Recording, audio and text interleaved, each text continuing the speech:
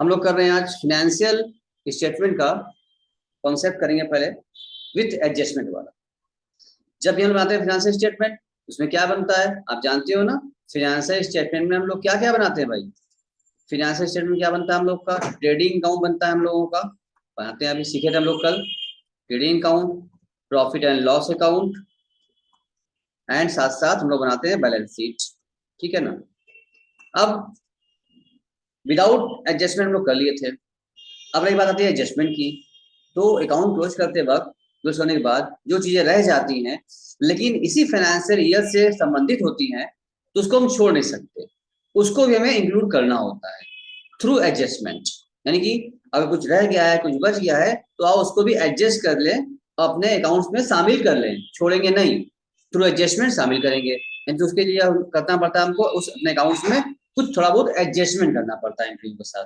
Trial balance के बाद हमें एडजस्ट करते हैं। एडजस्टमेंट हमेशा क्या होता है, ट्रायल बैलेंस के बाद दिया होता है, बन जाता है। और जो उसका ट्रीटमेंट होगा वो ट्रीटमेंट क्या होगा, उसका ट्रीटमेंट जब भी हम करेंगे तो दो इसमें करना पड़ता है हमको, फर्स्ट एडजस्टमेंट, सेकंड एडजस्टमेंट। क्यों दो करना पड़ता है, क्योंकि जो हम लोग बुक्स ऑफ अकाउंट मेंटेन किए हैं वो हम लोग किए हैं डबल एंट्री सिस्टम पर, है ना। जो हम लोग काउंटिंग करते हैं किस पर करते हैं, डबल सिस्टम पर करते हैं, यानी डेबिट और क्रेडिट, दो कॉन्सेप्ट साथ चलता है हम लोग का। तो सारी एंट्रियां जो हुई हैं अब तक, जो जो एडजस्ट कर चुके हो चुकी है, वो सब डुअल कॉन्सेप्ट चली हुई है। तो अब जब कोई चीज छूटी रह गई थी जो उसको एडजस्ट करने जा रहे हैं, तो एडजस्ट किस पर करेंगे हम लोग, कैसे करेंगे भाई, सब क्या है डबल एंट्री बेस्ड है, ये भी क्या होगा डबल एंट्री बेस्ड होगा, इसीलिए डबल एडजस्टमेंट होगा, first adjustment and second adjustment सबका डबल होगा। अगर फर्स्ट एडजस्टमेंट बात करें तो उसका पहला एडजस्टमेंट हम करेंगे किसी भी आइटम का जो छूटा रहेगा उसको एडजस्ट करेंगे, तो पहला ट्रेडिंग और पीएल में करेंगे, ट्रेडिंग या पीएल। और दूसरा एडजस्टमेंट जो होगा उसका, वो हम लोग कवर करेंगे कहाँ, बैलेंस शीट में। ठीक है, ताकि बैलेंस शीट में कोई इफेक्ट ना पड़ने पाए। दो एडजस्टमेंट करना है हमको, तो सारा जो भी एडजस्टमेंट है उसकी दो एंट्री होगी, दो कॉस्टिंग होगी, एक ट्रेडिंग या पीएल में, दूसरा बैलेंस शीट में। ठीक है, जैसे कि क्लोजिंग स्टॉक हम लोग कर रहे थे ना, क्लोजिंग स्टॉक ट्रेडिंग के क्रेडिट साइड में कर रहे थे और बाकी बैलेंस शीट में दिखा रहे थे तो सेकंड। तो हर एडजस्टमेंट की दो एंट्री होगी। ठीक है, फर्स्ट एडजस्टमेंट, सेकंड एडजस्टमेंट, दो जगह एडजस्ट करना होगा आपको, ट्रेडिंग पीएल में और दूसरा बैलेंस शीट में करना होगा आप लोग को। यहाँ तक उतनी बात क्लियर हो चुकी है। ठीक है, तो बहुत सारे एडजस्टमेंट हैं, एक एक करके हम लोग समझेंगे भी और फिर उसके रिगार्डिंग क्वेश्चन भी लगा लेंगे। यहाँ तक कोई क्वेरी है, दिक्कत आ रही बताइए हमको, इतना नोट कर लिए हैं। आयुषी कुछ पूछना है यहाँ तक में? No sir. तो अब एडजस्टमेंट की बात करें,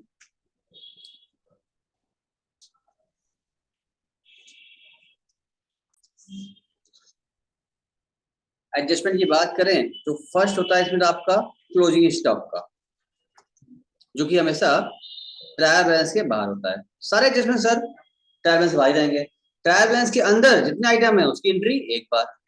ठीक है, और ट्रायल बैलेंस से बाहर रहेगा वो सब बनेगा एडजस्टमेंट, उसकी एंट्री दो बार। तो पहला हो गया आपका क्लोजिंग स्टॉक। क्लोजिंग स्टॉक क्या करते हैं आप लोग, आपने अभी लास्ट क्लास में किया था आप लोगों ने, क्या किया था सर, आपने किया था सर कि फर्स्ट जो किया था आपने, फर्स्ट क्या किया था इसमें आपने, पहला एडजस्टमेंट क्या किया था आपने, फर्स्ट बताइए। फर्स्ट एडजस्टमेंट आपने किया था सर ट्रेडिंग के क्रेडिट साइड ट्रांसफर किया था, एंड दूसरा सेकंड एडजस्टमेंट क्या किया था आप लोगों ने, बैलेंस शीट में शो किया था ना, बैलेंस शीट में उसको एसेट साइड में शो किया था आप लोगों ने। ठीक है, दूसरा एडजस्टमेंट की बात करें हम लोग, ये फर्स्ट हो गया। दूसरा बात करें तो होता है आउटस्टैंडिंग, आउटस्टैंडिंग, ठीक है ना, आउटस्टैंडिंग एक्सपेंसेस।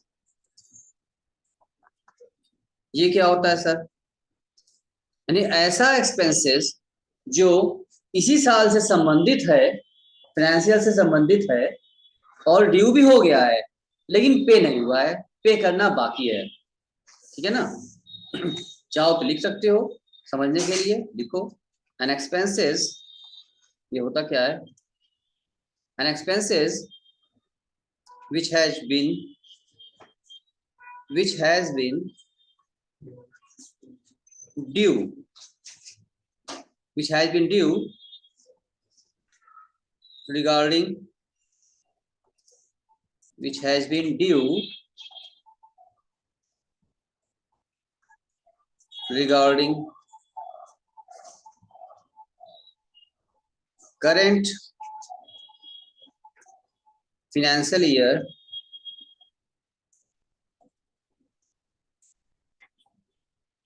ब्रैकेट में लगा लीजिए, ब्रैकेट में लगा लीजिए, but not paid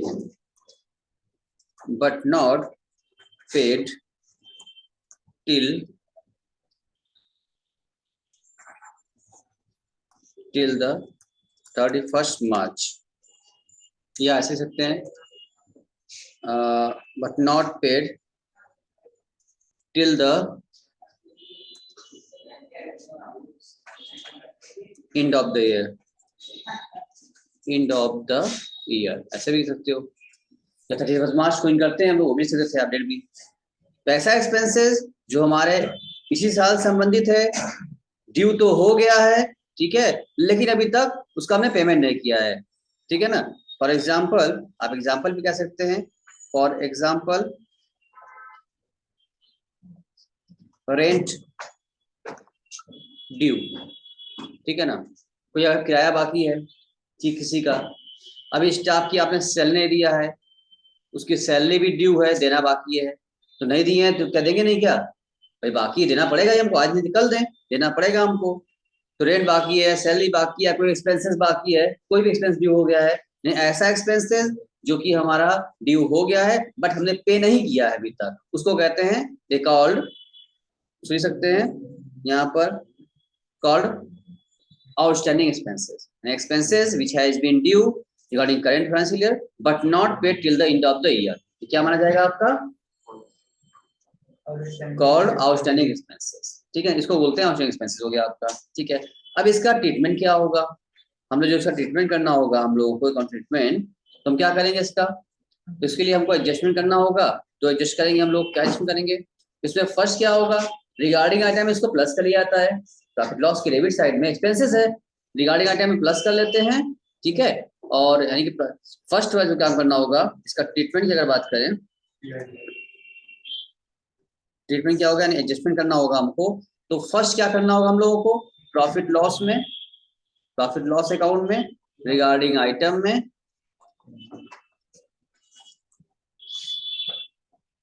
इसको हम प्लस कर लेंगे, ठीक है। और सेकेंड एडजस्टमेंट क्या होगा हमारा, इसको हम shown in liability side of the balance sheet, ठीक है, इसको हम लायबिलिटी साइड में शो करते हैं। तो हमने कवर किया, पहला क्लोजिंग स्टॉक, जो एडजस्टमेंट होगा, पहला ट्रेडिंग की क्रेडिट साइड में शो होता है, दूसरा asset side of the balance sheet. अगर आउटस्टैंडिंग की बात करें, आउटस्टैंडिंग क्या होगा, पहला प्रॉफिट लॉस अकाउंट में, या अगर वेजेस वगैरह है, जो भी एक्सपेंस है, अगर ट्रेडिंग का आइटम ट्रेडिंग में, प्रॉफिट लॉस का आइटम प्रॉफिट लॉस में, हम रिगार्डिंग आइटम में ऐड कर लेंगे, जितना बाकी था बकाया ऐड कर लेंगे, और वही अमाउंट बकाया हम दूसरा, क्योंकि बकाया देना बाकी है, लायबिलिटी है हमारी, तो लायबिलिटी साइड में शो करेंगे बैलेंस शीट पे। यहाँ तक नोट कर लिया हो तो बताइए हमको, आप हटाएं इसको, हम बोलिए, इशिता जी नोट किया आपने, हटाएं,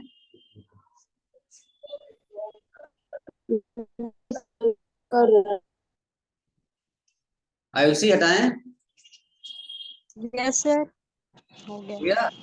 बता दो हमको, यस सर, हो गया। फर्स्ट नोट करिए आप लोग, हो गया, बताओ इससे तो आगे बढ़े। इसको हम चाहें तो, अगर हालांकि देखा जाए तो कुल मिला के 28-30 एडजस्टमेंट है, ज्यादा नहीं है, आपको थोड़ा सा है, 28-30 है, अभी हम 2 कवर किया है, 28-30 पॉइंट धीरे कवर करेंगे हम लोग, ठीक है ना। अगर हो गया हो बताइए, क्योंकि आगे बढ़ना है हमको, आसानी ये पड़ेगी आपके लिए, इसको एक अगर एक चार्ट में कवर कर लिया जाए, डायग्राम कवर कर लिया जाए, ठीक है, एक टेबल बना करके, तो टेबल शोइंग मेरा क्या हो जाएगा, इजीली पड़ेगा, कंपैरिजन भी हो जाएगा, और एक ही जगह पे सब चीजें, सारे एडजस्टमेंट हम लोग एडजस्ट कर भी सकते हैं, ठीक है ना। हालांकि ऐसा बुक्स में आपको कहीं किसी बुक में मिलेगा नहीं, तो हम करते हैं आपके साथ वो वर्क, तो काम आपका आसान हो जाएगा अभी के अभी।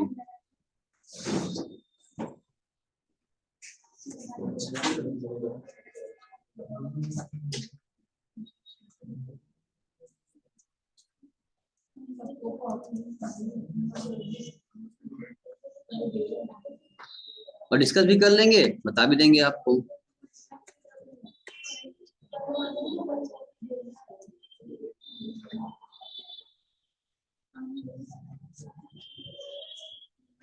चलो हम हटा रहे हैं अब। इसका हमारा आई थिंक हो गया होगा, हो गया ना। देखो देखो अब देखिए आपके सामने में एक चार्ट हमने कवर कर लिया है, टेबल बना लिया हमने, क्योंकि आपको दिख रहा होगा, दिखा सारे एडजस्टमेंट हमने 3 कॉलम बना लिया। एक बनाया पार्टिकुलर, दूसरा फर्स्ट एडजस्टमेंट और तीसरा सेकंड एडजस्टमेंट। जितने भी एडजस्टमेंट होने वाले हैं, कहाँ होने वाले हैं, ये हमने कवर कर लिया। फर्स्ट 2 हमने मालिक किया अभी, आप वो भी कवर कर लिया हमने वापस से। स्क्रीन दिख रहा है सबका? इसी तरह दिख रहा है। ये आपको कॉपी, यस सर दिख रहा है। ये टेबल आपको कॉपी बनाना होगा, तो बहुत आसानी से, क्योंकि जिसमें वो ढेर सारे हैं, कितना कोई याद करेगा, याद तो कर नहीं पाएंगे। ऐसे ही जहाँ रहेगा सामने एकदम, तो आप कंपेयर भी कर लेंगे और तुरंत जहाँ 2 बार इसका यूज किए क्वेश्चन लगाते वक्त, फिर अपने आप ये याद हो जाएगा, याद नहीं करना पड़ेगा आपको जा सके। बहुत ही आपका काम आसान होने वाला है आपसे, ठीक है। चलिए, ऑलरेडी मैंने वर्क किया है आपके लिए घंटों। अब देखो, पहला लिखा है फिनिश स्टॉप, क्या लिखा है? फर्स्ट एडजस्टमेंट और सेकंड, क्योंकि सबका क्या होगा, 2 एडजस्टमेंट करना है। पहला लिखा है shown in the trading credit side, दूसरा shown in asset side of the balance sheet, ठीक है। आउटस्टैंडिंग एक्सपेंसेस के बारे में बताया, ऐड करेंगे रिगार्डिंग आइटम में प्रॉफिट लॉस डेबिट साइड में, और शो करेंगे लायबिलिटी साइड के बैलेंस शीट में, ठीक है। अब तीसरा आपके सामने आता है प्रीपेड एक्सपेंसेस। ये क्या होता है, पहले समझ लेके पॉइंट समझते भी रहेंगे, फिर एडजस्टमेंट भी करते रहेंगे। तो प्रीपेड एक्सपेंसेस का मतलब होता है बेटा कि ऐसा एक्सपेंसेस है जो कि हमारा अगले साल संबंधित है, not for this year, this is for the next year but paid in this year. मतलब एडवांस में हमने पे कर दिया, आने वाले फ्यूचर के लिए जो पेमेंट था, नेक्स्ट ईयर के लिए एक्सपेंसेस था, उसका पैसा हमने एडवांस में ही आज ही दे दिया, मतलब इसी साल दे दिया। यानी कि क्या हो गया, जस्ट उल्टा अपोजिट हो गया आउटस्टैंडिंग का। आउटस्टैंडिंग मतलब क्या होता है, बकाया देना बाकी था, और प्रीपेड मतलब पहले से दे दिए हैं, एडवांस पे कर लिए हम लोग, ठीक है ना। जब एडवांस पे कर लिए होते हैं, इसको लिखना चाहोगे लिख लो, चलो इसको अलग से कॉपी में लिख भी लो। तुम अगर चाहते हो कि क्या होता है, इसको हम लोग लिख भी लेते हैं, आपके लिए इजी पड़ जाएगा।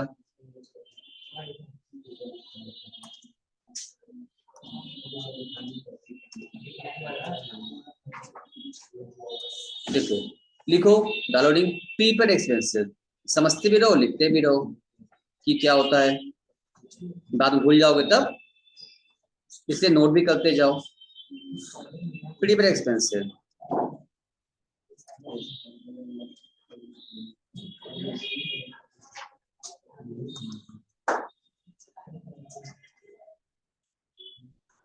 and expenses which has been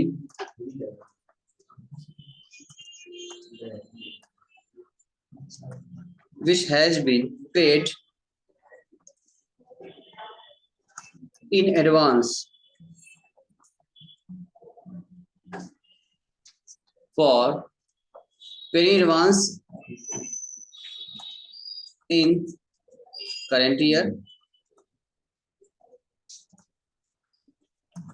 for next year called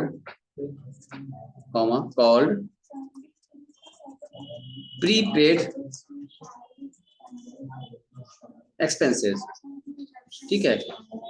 क्या बताया हमने आपको ऐसा एक्सपेंसेस जो हमारा अगले साल संबंधित है और उसका पेमेंट हमने इसी साल कर दिया, यानी एडवांस पेमेंट करना, पहले से ही पे कर दिए। तो ये खर्चा मेरे साल था ही नहीं, अगले साल का था, भले पे एक साल कर दिया, क्या हुआ, पेमेंट हो गया हमारा, इसको भी एडजस्ट करना पड़ेगा, नेक्स्ट टाइम ट्रांसफर करना पड़ेगा, यहाँ रहना पड़ेगा, इसलिए इसका क्या लिखा हमने एडजस्टमेंट। देखो इसके एडजस्टमेंट हमने कहा आपसे, चार्ट में बनाया आपको, ये हमने आपसे कहा, ये बात आप जो आप देख रहे हैं,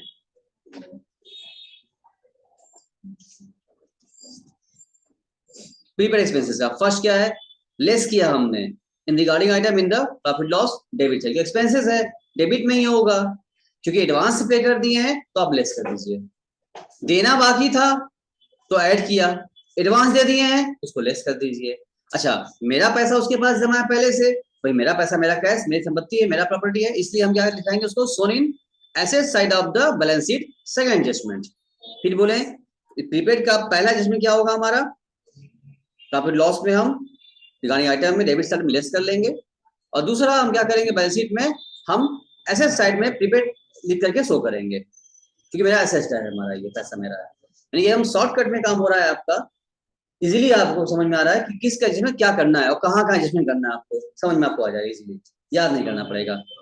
चौथा है आपके सामने एक्रूड इनकम, ठीक है ना।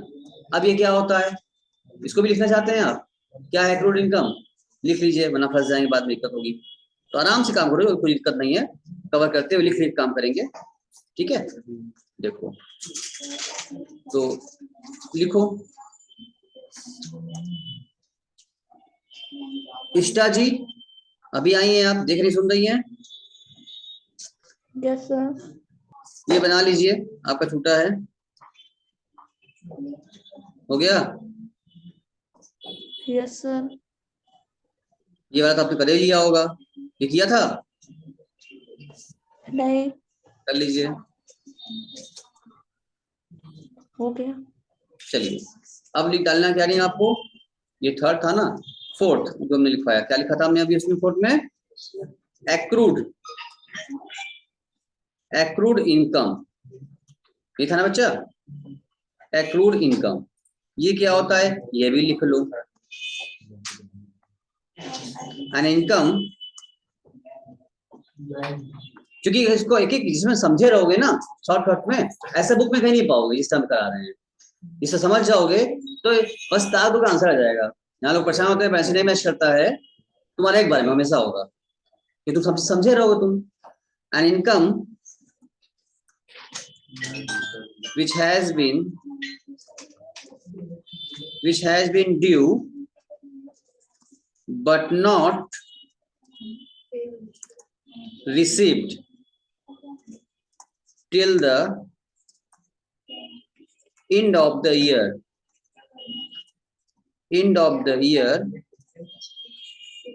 called accrued income। देखो मतलब कहने का हुआ, आउटस्टैंडिंग का जस्ट उल्टा, ऐसी इनकम जो ड्यू तो हो गई है लेकिन हमको मिला नहीं अभी तक, वो एक्सपेंसेस था, ड्यू हो गया था, हमें दिया नहीं था। ये क्या है, ये इनकम है, ड्यू हो गया है, मिला नहीं है। जैसे मान लो अभी हमको किराया देना बाकी था, हमने रेंट पे नहीं किया एक महीने का, तो हम कह रहे हैं भाई रेंट देना बाकी है, नहीं दिए अभी तक, तो मेरे आउटस्टैंडिंग हो गया था। तो हो सकता है हम भी अपना कोई रूम किराए पर उठाए हो, हमने भी किराया रखा है, हमारा टेनेंट हमको भी किराया नहीं दिया अभी एक महीने का, तो हम क्या कहेंगे, ड्यू तो हो गया है, महीना बीत गया है, लेकिन किराया अभी मिलना बाकी है। देखो देना बाकी है आउटस्टैंडिंग, मिलना बाकी है, लेना बाकी है तो एक्रूड, ऐसा समझ सकते हो। अमित क्या बोले हम, देना बाकी है तो आउटस्टैंडिंग एक्सपेंस है, लेना बाकी है तो एक्रूड। इनकम के लिए एक्रूड कहेंगे, एक्सपेंस के लिए आउटस्टैंडिंग कहेंगे। पूरा समझ में आ गई है?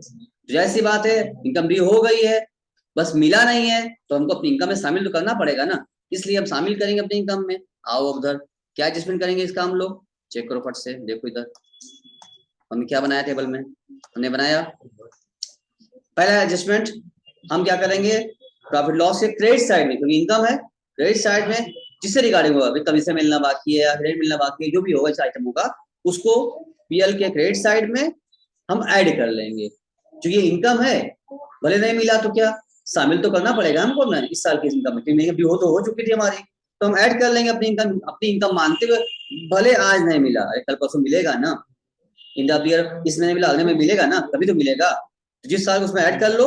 और दूसरा क्योंकि हमारी इनकम है, shown in the asset side of balance sheet main फायदा है, एसेट से हमारी, देना बाकी है लायबिलिटी होती है, मिलना बाकी है तो मेरा एसेट्स होता है, देना बाकी है आउटस्टैंडिंग, लेना बाकी है तो एक्रूड। कोई दिक्कत आयुषी, कोई दिक्कत? इष्टा प्रतिभा समझ में आ रही है? बहुत हम आपको बता रहे हैं, एकदम आराम समझा रहे हैं, एक एक एडजस्टमेंट डिस्कस कर रहे हैं आपके साथ, टेबल के साथ आ रहे हैं, जो आप बना लेंगे बहुत फायदा होने वाला है आपको, इजीली में डिफिकल्ट चीज खत्म हो जाएगा, आपको पता नहीं चलेगा कब खत्म हुआ। अगला आपके सामने आ रहा है अनएक्रूड इनकम, इसको अनएक्रूड भी कहते हैं, इसको हम लोग अनअर्न्ड भी कहते हैं, ठीक है, लिखा है अनएक्रूड इनकम, ठीक है, चलो लिखो पहले इसको, होता क्या है पहले जान ले, उसको हम लिख भी लें, जान भी लें, फिर उसके बाद हम लोग समझते भी हैं क्या है, ट्रीटमेंट भी करेंगे। ऐसे अच्छा लग रहा है ना हम, एक एक चीज हम लिख भी ले रहे हैं, एक एक चीज के बारे में पहचान भी ले रहे हैं, जान भी ले रहे हैं क्या होता है, क्यों होता है, लॉजिक समझ में आ जाएगा, तो एडजस्टमेंट अपने आप याद रहेगा, याद नहीं करना पड़ेगा। ठीक है, आइए फिफ्थ पॉइंट लिखते हैं। फिफ्थ क्या था आपका, फिफ्थ था ना, अनएक्रूड।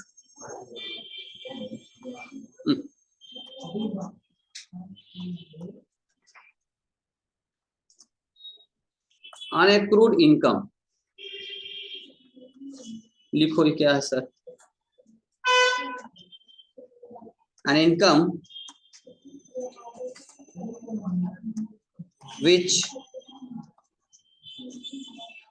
has been received in advance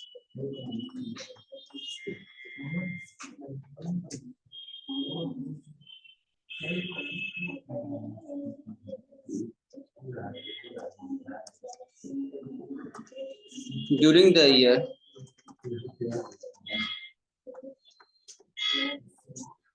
for next year called, ये सब हम आपको अपनी भाषा में लिखवा रहे हैं, एकदम इजी लैंग्वेज में, ये बुक की भाषा बिल्कुल नहीं है। called unaccrued income। I think बात समझ में आ गया होगा सर, ये भी क्या है, जस्ट अपोजिट हो गया एक्रूड वाले का, यानी ऐसी इनकम जो क्या हो गई है, हमको एडवांस में मिल गई है, यानी कि हम कहते हैं हमको अगले साल की फीस आपने हमको इसी साल दे दिया एडवांस में, सर एडवांस में ले लीजिए आप, अगले साल भी जो है हम आपसे बहुत खुश हैं सर, तो इस बार दे चुके हैं, अगले साल का जो फीस होगा वो भी आप हमसे आज ही ले लीजिए। ठीक है, ऐसा आप हमसे कह रहे हैं अगर, तो क्या हम मना करेंगे या कहेंगे कोई दिक्कत नहीं है ले लो, क्या लगता है हम ले लेंगे या मना कर देंगे, भाई अभी क्यों दे रहे हो, अगले साल की फीस है तो अगले साल जमा करना, अभी क्यों दे रहे हो, ऐसा हम कहेंगे, या आप देंगे तो हम आराम से चुपचाप ले लेंगे, क्या लगता है आपको, पक्का? अच्छा इतना जानते हो मेरे बारे में, सच में हम ले लेंगे? आयुषी बताओ हम क्या करेंगे, स्टार इसी तरह बताओ, अगर कोई एडवांस में अगर मिलेगा हमको अगले साल की फीस, नेक्स्ट ईयर की फीस अभी हमें तुम जमा करोगी आयुषी, तो हम ले लेंगे या तुमको मना करेंगे, ना दो ना दो, क्यों दे रही हो? ले लेंगे, पक्का? ले लेंगे सर। अच्छा हाँ सर। हाँ सर, तब सब लोग समझ रहा है कि आप मना नहीं करेंगे। ठीक उसी प्रकार कोई भी कंपनी मना नहीं करती है, कोई अगर नेक्स्ट ईयर का पैसा 20 साल अगर मिल जा रहा है, इनकम मिल जा रही है, कोई मना नहीं करता है, बाहर आए तो कौन मना करेगा, रिसीव कर लेंगे, और रिसीव करेंगे उसको क्या मान चलेंगे हम लोग, एडवांस है, income which has been received in advance during the year for next year, अगले साल की था अभी मिल गया हमको, तो क्या कहेंगे, अनएक्रूड कहेंगे। तो क्या है जो इनकम हमको हुई हमारी, क्या ये इनकम हमारी इस साल की है, भले हमने रिसीव कर लिया ले लिया, तो क्या इनकम हमारी इस साल की है, कब की है, अगले साल की है, रिसीव भले इस साल हो गया एडवांस में हमको, लेकिन वो अगले साल की है, उसको बोलते हैं अनएक्रूड हो गया है, तो इसको हमें क्या करना पड़ेगा, अपने इस साल की इनकम में से जो रिसीव हो चुका है हटाना होगा, क्योंकि इनकम इस साल की तो है नहीं, इनकम अगले साल की है, इसी भी साल हो गया था हटाओ, इसी साल का था नहीं मिला था तो उसको ऐड किए थे एक्रूड बनाकर, ठीक है ना, इस साल का नहीं है अगले साल का है, इस साल मिल गया है तो क्या करना पड़ेगा, हटाना पड़ेगा, जैसे वही काम करना पड़ेगा ना, देखो वही काम किया हमने टेबल में, तुम सब लिख रहे हो सब लोग ना, एक पेज टेबल भी बनाए तुम बनाए हो तुम लोग, दोनों काम आराम से एकदम इजीली काम होगा। देखो क्या लिखा हमने, तो वो लिखा है लेस, क्यों लिखा लेस, अभी हमने समझाया, हटाना पड़ेगा हमको, तो आप रिगार्डिंग आइटम में से इनकम है क्रेडिट साइड में से हटा दीजिए, क्योंकि इनकम इस साल की है ही नहीं, ये इनकम अगले साल की है, हटा दो इस साल। फिर इसको क्या करना होगा, shown in the liability side of the balance sheet, क्यों, क्योंकि इस साल थोड़ी है, इनकम अगले साल की हटा रहे हैं यहाँ से, इसलिए उसको हम नेक्स्ट ईयर में भेज देंगे, हम इस साल लायबिलिटी हमारी, इनकम है ही नहीं हमारी, इसको शो कर देंगे यहाँ पर। अब ये सारे यहाँ तक 5 एडजस्टमेंट में कवर किया, अब इसमें आपको दिक्कत है बताइए हमको, या क्लियर हो चुका है, इतनी बात क्लियर है, आपने नोट किया आपने, चलो तो 5 तक हमने कवर कर लिया, अब आगे हम लोग कल कवर करेंगे, इतना आप लोग समझ रही है, पहले सब नोट भी कर लिया आपने, समझ लिया आपने, काफी है, हमने सब कुछ कवर कर रखा है ऑलरेडी, बहुत सारे एडजस्टमेंट है यहाँ तक, यहाँ इधर भी है, करीब है 28-30 एडजस्टमेंट है, पूरा एडजस्ट किया हमने वर्क कर लिया, एक एक करके समझा भी देंगे, लिखवा भी देंगे, टेबल में आप रूप में रहेगा, आप कंपेयर भी कर लेंगे। अच्छा closing stock, outstanding, repair accrued, सब आपस में क्या हो रहेगा, कंपेयर रहेगा ना, मिस कभी नहीं होगा आपसे, ठीक है ना। तो ऐसे यहाँ तो आप लोग समझ में आया होगा। अब यही रोकते हैं, इसके बाद हम अगली क्लास में करेंगे, ठीक है।